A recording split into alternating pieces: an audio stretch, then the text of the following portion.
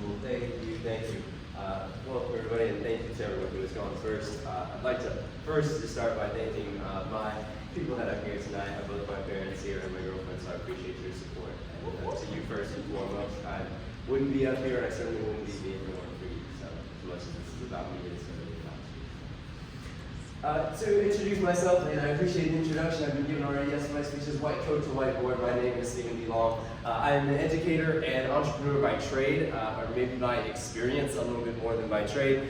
This is certainly not where I saw myself at one point, but I will get to that a little bit more in a moment. I didn't include math or anything I could have. I hail from the not-so-distant land of Tampa, Florida, as you've heard of it, so I've been here my whole life.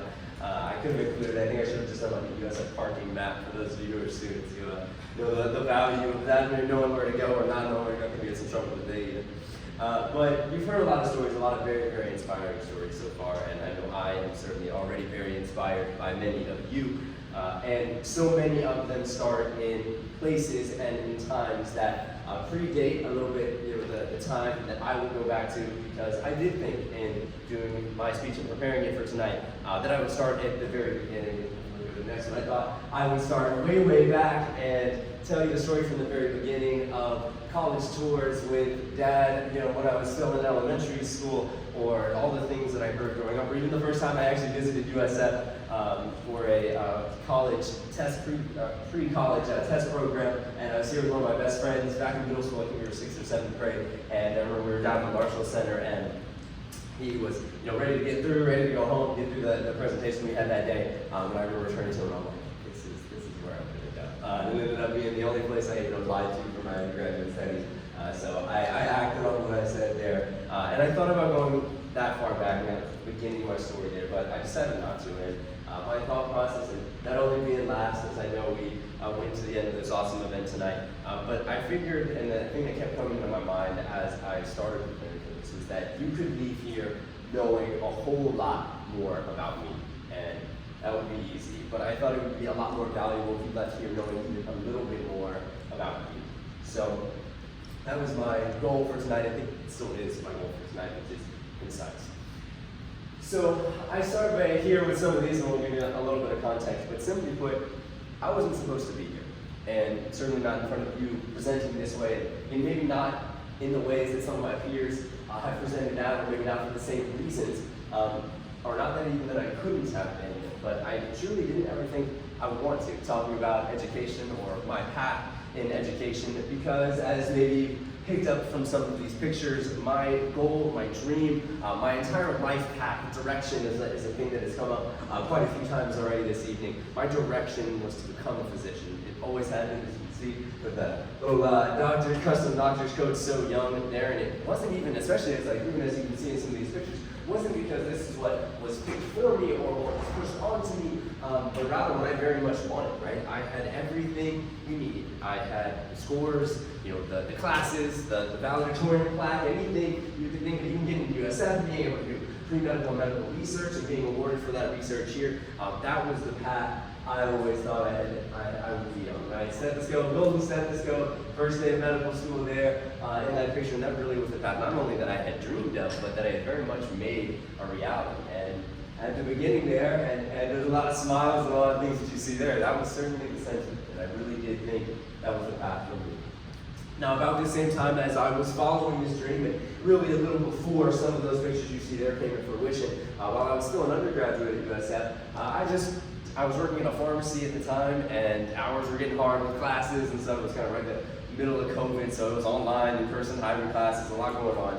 And I started seeing a few students at my local library. I thought it would be cool, to print some business cards and, hand them out, leave them anywhere I went, kind of things at libraries. And so it started to work, and I worked with a few students, and I enjoyed it. It was a little more flexible. It was a way to make a little bit of money, and I really enjoyed that. Again, being a college student at the time, trying to kind of figure it all out.